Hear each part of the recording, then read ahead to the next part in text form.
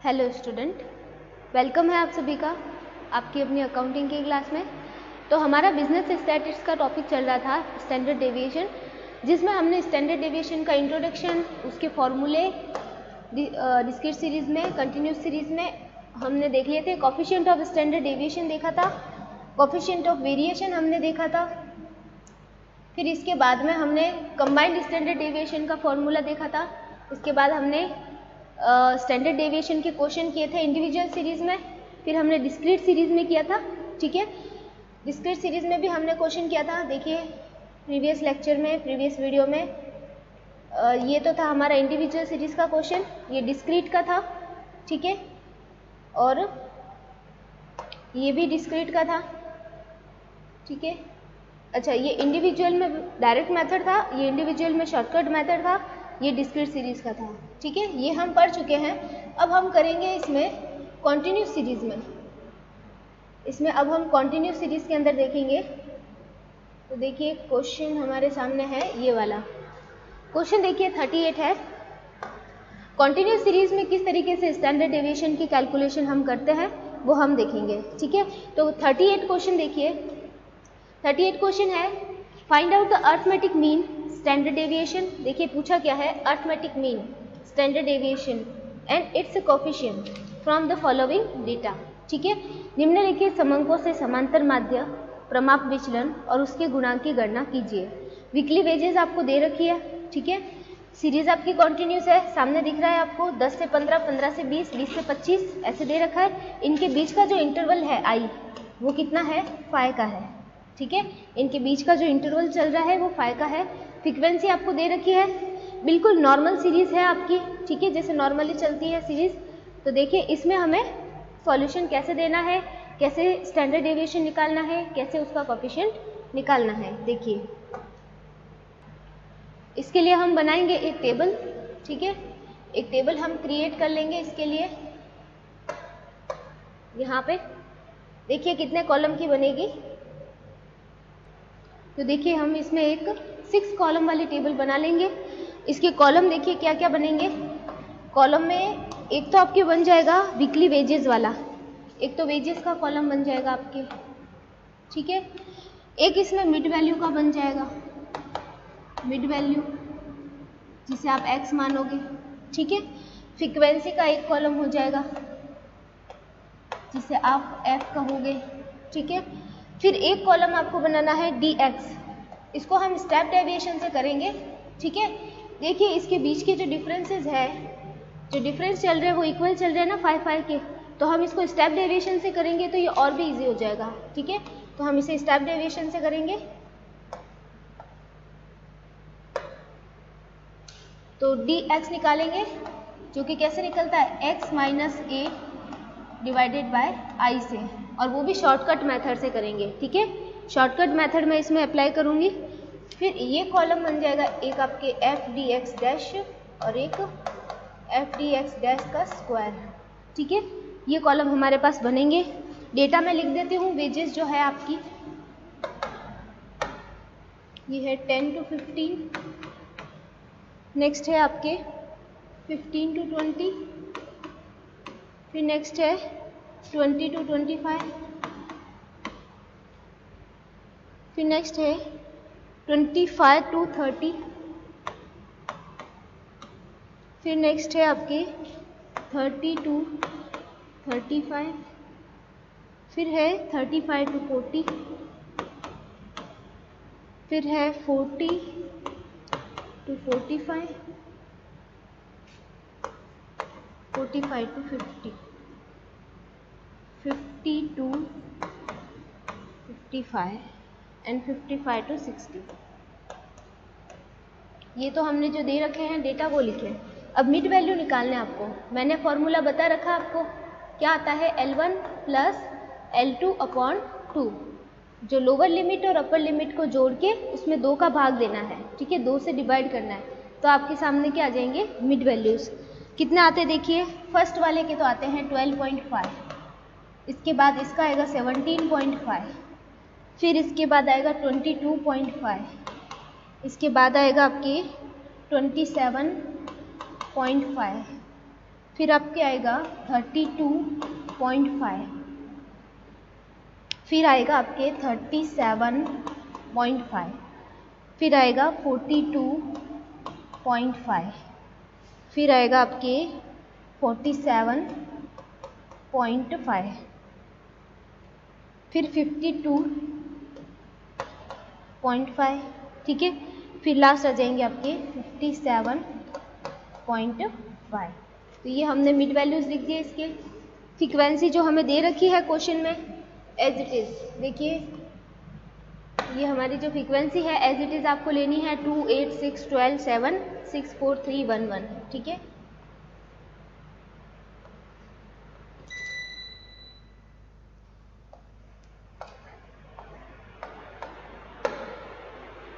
तो लेते हैं 2, 8, 6, 12,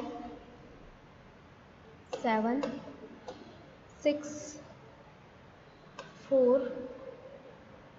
3 and 1 and 1, ठीक है। अब आपको किसी एक को क्या लेना है, मिड वैल्यू। जैसे हम किससे ले मिड वैल्यू, ज़्यादातर मोस्टली बीच का जो वैल्यू होता है, जैसे हम 32.5 को ले लेते हैं, ठीक है। 32.5 हमारा ए कंसीडर किया जाएगा, ठीक है। ए मतलब 32.5 हमारा एज्यूम मीन है। और आई तो आपको पता ही है इसके बीच में कितना चल रहा है। आई देखिए, आई जो है आपका वो चल रहा है 5 का चल रहा है, ठीक है। अब देखिए क्या करना है आपको, जो आपके एक्स वैल्यूज़ हैं मतलब मिड वैल्यूज़ हैं, उसमें से आपको एज्यूम मीन को माइनस करना है, उसको 5 से डिवाइड करना है, ठीक है। जैसे ये फर्स्ट वाला कैसे आएगा, 12.5 में से 32.5 को माइनस करोगे और उसको 5 से डिवाइड करोगे तो कितना आएगा आपके सामने, माइनस का 4 आएगा, ठीक है। यही वाला मेथड सबके साथ में अप्लाई करना है। तो पहला आ जाएगा माइनस का 4, नेक्स्ट क्या आएगा माइनस का 3। कैसे आ रहे हैं पता है ना, इसमें से हम माइनस कर रहे हैं ए को और उसको आई से डिवाइड कर रहे हैं, मतलब 5 से डिवाइड कर रहे हैं, ठीक है। तो माइनस का 3 हो गया। फिर देखिए नेक्स्ट माइनस का 2, फिर माइनस का 1, फिर 0, फिर आएगा 1, फिर आएगा 2, फिर आएगा 3, 4 और 5, ठीक है। ये आपके आ जाएंगे dx। कैसे आते हैं ये आपको पता है, ये स्टेप डेविएशन मेथड मैंने फॉलो किया है, ठीक है, इसलिए मैंने इसको i से डिवाइड किया है। अब देखिए आगे क्या है, एफ डी एक्स डैश निकालने हमें, तो इसको फ्रीक्वेंसी से मल्टीप्लाई करेंगे तो माइनस का 4 इंटू 2 ये हो जाएगा आपके माइनस का 8, ठीक है। माइनस का 3 इंटू 8 माइनस का 24, फिर 6 इंटू माइनस का 2 माइनस का 12, माइनस का 12, ठीक है। फिर ये हो जाएगा 0, फिर ये हो जाएगा 6, ये हो जाएगा 8, ये 9, ये 4 और ये 5, ठीक है। फिर एफ डी एक्स, तो वापस इसको क्या करना है, डी एक्स से मल्टीप्लाई करना है, तो आपका एफ डी एक्स का स्क्वायर हो जाएगा, ठीक है। देखिए यहाँ पे होगा 32, 72, 24, 12, 0, 6, 16, 27, 16 और 25। कैसे आए हैं, इस एफ डी एक्स को वापस डी एक्स से करेंगे तो क्या आ जाएगी, डी एक्स के स्क्वायर हो जाएंगे, ठीक है। और हमें एफ डी एक्स स्क्वायर का कॉलम चाहिए, ठीक है। अब देखिए आपको टोटल किस किस की लगानी है, एक तो इस कॉलम की, एक आपको इस कॉलम की टोटल चाहिए और एक इस कॉलम की, ठीक है। तो देखिए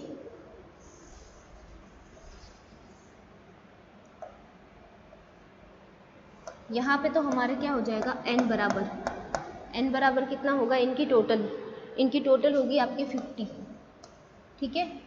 एफ डी एक्स डैश की टोटल, पहले माइनस वालों को ऐड कर दो और प्लस वालों में से उसको माइनस कर दो, तो फाइनल टोटल आपके किसकी ज़्यादा आ रही है, माइनस की ज़्यादा आ रही है, ठीक है। इसमें माइनस की टोटल ज़्यादा आएगी, आप करके देख लीजिए।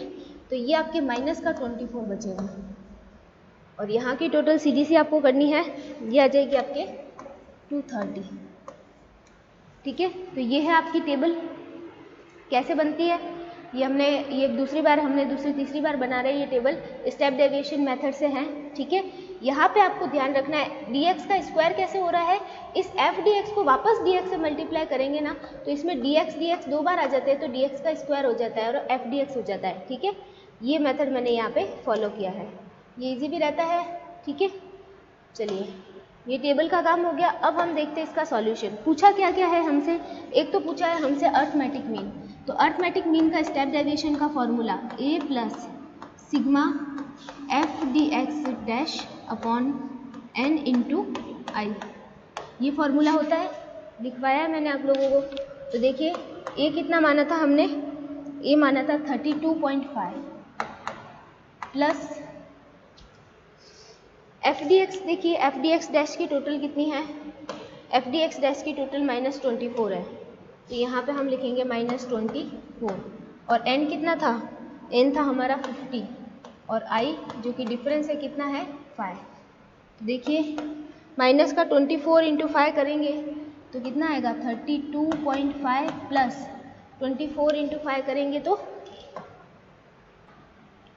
ये हो जाएगा माइनस का 120। ठीक है, और डिवाइड बाय 50। अब देखिए कितना होगा 32.5, यहाँ पे फाइनल माइनस का हो जाएगा। इसको हम जब करेंगे सॉल्व तो ये आ जाएगा आपके 2.4। ठीक है, 2.4 को 32.5 में से आप माइनस करोगे तो आपके पास कितना बच जाएगा 30.10। 30.10 आपका क्या है, मीन है। ठीक है, तो मीन तो हमने कैलकुलेट कर लिया, इसका सॉल्यूशन हम देख लेते हैं। ये देखिए ये आपका मीन है 30.10। ठीक है, अब बात करते हैं हम आगे आपसे पूछा गया है स्टैंडर्ड डेविएशन। ठीक है, तो अब स्टैंडर्ड डेविएशन यहाँ पे निकालेंगे। स्टैंडर्ड डेविएशन का फॉर्मूला देखिए, मैंने आपको क्या बताया था 1/n। ठीक है, ये होता है, लेकिन हम स्टेप डेविएशन से कर रहे हैं ना, तो i/n ये हो जाएगा आपके i/n under root sigma f dx dash square into n minus sigma f dx dash का होल स्क्वायर। ठीक है, ये फॉर्मूला है आपके स्टैंडर्ड डेविएशन का। तो बस i कितना था आपके 5 का, n था 50, एफ डी एक्स स्क्वायर की टोटल कितनी है देखिए 230। कितनी है 230, तो हम लेते हैं यहाँ पे 230 इंटू एन था 50 माइनस ये था आपके माइनस का 24 इसका स्क्वायर। ठीक है, अब सॉल्व करेंगे हम इसको 5/50 एज इट इज़ रखेंगे। ठीक है, या फिर आप डिवाइड करके 1/10 भी लिख सकते हैं। अब देखिए यहाँ पे इन दोनों को मल्टीप्लाई करेंगे तो ये आ जाएगा 11,500 11,500 माइनस 24 का स्क्वायर करेंगे -24 का तो कितना आएगा आपके 576। ठीक है, फिर देखिए आगे इसको 1/10 लिख देते हैं और माइनस करने के बाद अंदर डिजिट कितनी बच जाएगी आपके, ये बच जाएगी 10,924। इसका रूट निकालोगे तो आपके सामने डिजिट कितनी आ जाएगी, डिजिट आ जाएगी आपके पास 104.52। ठीक है, 104.52 आ जाएगी। अब इसको 1 इंटू 10 से करेंगे तो 10 से डिवाइड करने के बाद डायरेक्ट आपके पास 10.45 आपका क्या हो जाएगा, ये आपका हो जाएगा स्टैंडर्ड डेविएशन। ठीक है, तो देखते हैं अभी ये आपके स्टैंडर्ड डेविएशन की सॉल्यूशन है 10.45। ठीक है, अब देखिए इसका कोफिशिएंट निकालना है स्टैंडर्ड डेविएशन का। तो कोफिशिएंट देखिए यहाँ पे निकालेंगे हम कोफिशिएंट।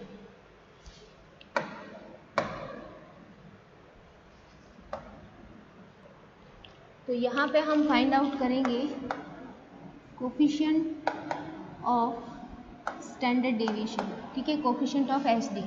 इसका फॉर्मूला क्या बताया था मैंने आपको, इसका फॉर्मूला होता है standard deviation divided by mean into 100।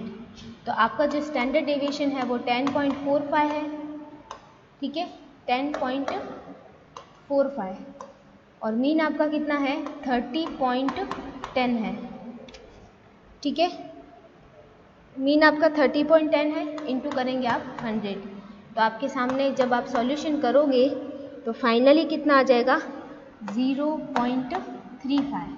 तो 0.35 आपका क्या है कोफिशिएंट है, ठीक है। देखिए इसका सॉल्यूशन,